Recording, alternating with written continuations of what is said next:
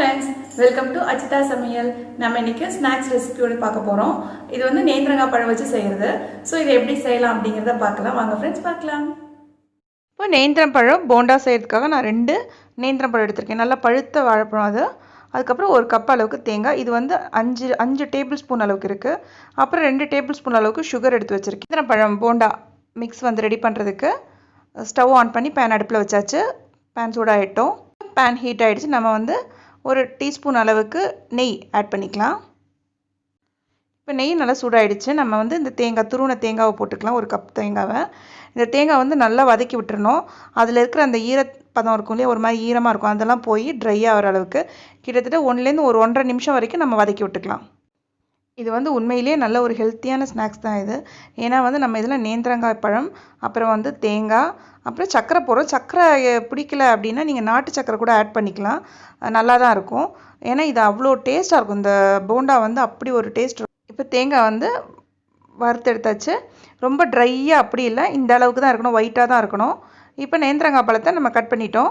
இதே போல் சின்ன சின்ன பீஸாக கட் பண்ணிட்டோம். ஏன்னா இதை வதக்க தான் போகிறோம். ஸோ இதை இதில் போட்டுருவோம். தேங்காய் வந்து நல்லா வதங்கி ப்ரௌன் கலரெல்லாம் ஆகக்கூடாது, அந்த தண்ணியாக இருக்கும் இல்லையா, அந்த இது போகணும், அவ்வளோதான். இப்போ இதையும் ரெண்டையும் சேர்த்து நல்லா மிக்ஸ் பண்ணி விட்ருவோம். இப்படி நம்ம வதக்கிட்டு இருக்கும்போது இந்த தேங்காயும் இந்த வாழைப்பழமும் அப்படி நல்லா மிக்ஸ் ஆகி வந்துடும். தனித்தனியாகவே தெரியாது, ரெண்டும் ஒன்றா நல்லா மிக்ஸ் ஆகி வந்துடும். இப்போ நம்ம எடுத்து வச்சுருக்க இந்த சர்க்கரை இதில் ஆட் பண்ணிக்கலாம். நான் வந்து 2 டேபிள் ஸ்பூன், டீஸ்பூனில் 2 டேபிள் ஸ்பூன் அளவுக்கு சர்க்கரை எடுத்து வச்சுருக்கேன். ஸோ அதை போட்டுருவோம். நம்ம டேஸ்ட்டுக்கு ஏற்ற மாதிரி, உங்களுக்கு சுகர் வேணும் அப்படின்னா கொஞ்சம் கூட சேர்த்து ஆட் பண்ணிக்கலாம். இது பழம் நல்லா டேஸ்ட்டாக இருந்தது, அதனால தான் சுகரை கம்மி பண்ணியிருக்கேன். அப்புறம் கொஞ்சம் வாசனைக்காக ஏலக்காய் பொடி. நான் ஏலக்காய் வந்து சர்க்கரையும் ஏலக்காயும் போட்டு பவுட்ரு பண்ணி எடுத்து வச்சுருப்பேன். ஸோ அதில் கொஞ்சம் போட்டுக்கிறேன் வாசனைக்காக.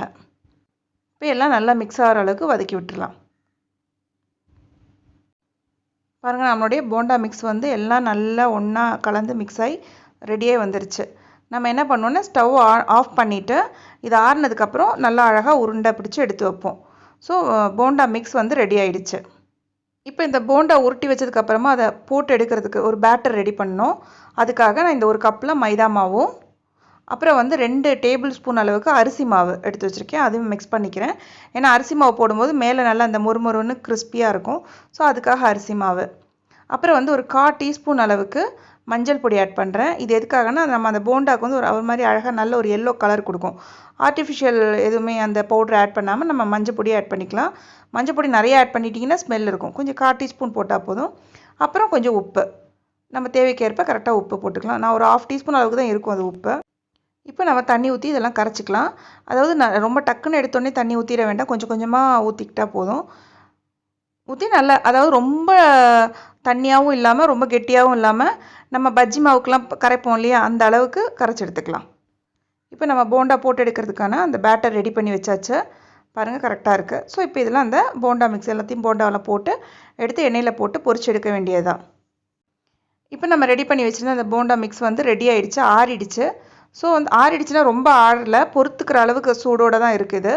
இப்போ அந்த மாதிரி இருக்கும்போதே நம்ம வந்து என்ன பண்ணிடணுன்னா உருண்டை பிடிச்சி வச்சிடணும். அப்போ தான் கரெக்டாக இருக்கும். இப்போ நம்ம இதை உருண்டை பிடிக்க ஆரம்பிச்சிருவோம். கொஞ்சம் சூடாக தான் இருக்குது, கொஞ்சம் பொறுத்துக்கிற அளவுக்கு சூடாக இருக்கும். கொஞ்சம் அதை டக்குன்னு உருண்டை பிடிச்சி எடுத்து வச்சுருவோம். இதே போல் நம்ம எல்லாத்தையும் உருண்டை பிடிச்சி வச்சுக்க வேண்டியதான். ஸோ நம்ம 2 பனானா யூஸ் பண்ணியிருக்கோம். இதுக்கு வந்து ஒரு 7லேருந்து 8 போண்டா வரைக்கும் நமக்கு கிடைக்கும். இந்த பாருங்கள், அழகாக உருட்டியாச்சு. ஸோ இதே போல் நம்ம எல்லாத்தையும் உருட்டி எடுத்துக்கலாம். பாருங்கள், நான் சொன்ன போல் கரெக்டாக 8 போண்டா வந்திருக்கு. ஸோ நமக்கு அதிகமாக வேணும்னா பனானா எல்லாத்தையுமே டபுளாக மாற்றிக்கணும். ஓகே, இப்போ ஸ்டவ் ஆன் பண்ணி பேன் அடுப்பில் வச்சுட்டு எண்ணெய் ஊற்றிக்கலாம். நம்ம வந்து போண்டாவை போட்டு எடுக்க ஆரம்பிச்சிருவோம், நம்மளுடைய நேந்திரம்பழ போண்டாவை. இது மிஸ் பண்ணிடாதீங்க, அவ்வளோ நல்லா டேஸ்ட்டாக இருக்கும். ஒரு வாட்டி போட்டிங்கன்னா நீங்கள் அடிக்கடி இதே போல் செஞ்சுட்டே இருப்பீங்க. ஸோ இது பொரிக்கிறதுக்கு எவ்வளோ எண்ணெய் வேணுமோ அந்த அளவுக்கு எண்ணெய் ஊற்றிக்கலாம். பாருங்கள், எண்ணெயில் போட்டு பொரிக்கிறதுக்காக நம்மளுடைய நேந்திரப்பழ போண்டா மிக்ஸ்லாம் ரெடியாக இருக்குது, சூப்பராக.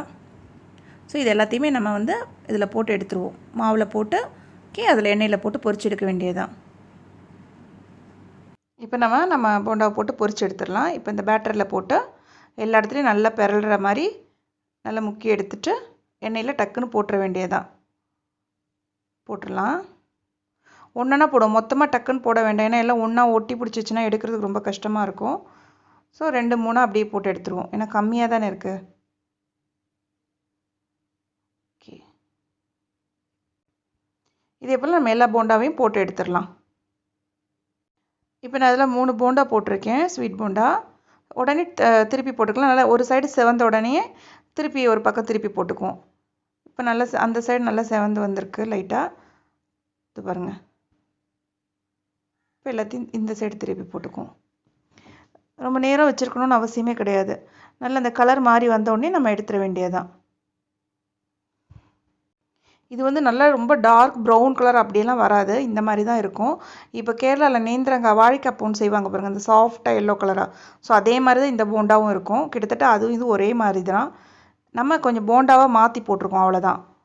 ஸோ இது எல்லாத்தையும் எடுத்துருவோம். இதுதான் கரெக்டாக இருக்கும். நம்ம எடுத்து வச்சதுக்கப்புறம் நல்லா அது கொஞ்சம் நேரமாக நல்லா முறுமுறுன்னு வந்துடும். ஸோ நம்ம 3 போண்டா போட்டு எடுத்துச்சு. இப்போ அடுத்த செட் இருக்குது, அதையும் போட்டு எடுத்துடலாம். இப்போ பேலன்ஸ் இருக்க 5 போண்டாவையும் போட்டு எடுத்துடலாம். ஏன்னா எதுவுமே ஒட்டலை. ஸோ அதனால் மொத்தத்தையும் போட்டு நான் எடுத்துடுறேன். எல்லாம் பொரிஞ்சு வந்துருச்சு, நல்லா வெந்து வந்திருக்கு. நம்ம போண்டாவே எடுத்துடலாம். ஸோ நம்மளுடைய நேந்திரங்காய் ஸ்வீட் போண்டா வந்து சூப்பராக ரெடி ஆகிடுச்சு. இப்போ நம்ம எடுத்துடலாம் இதை. இந்த ஸ்நாக்ஸ் வந்து ஈவினிங் டீ எல்லாம் போட்டுட்டு இந்த போண்டாவும் செஞ்சு வச்சு சாப்பிடும்போது சூப்பராக இருக்கும். ஸோ இதே போல் நம்ம செஞ்சு பார்த்துருவோம். போண்டா ரெடி ஆகிடுச்சு. இந்த இப்போ பாருங்களேன், இதை நான் உங்களுக்கு பிச்சு காமிக்கிறேன்.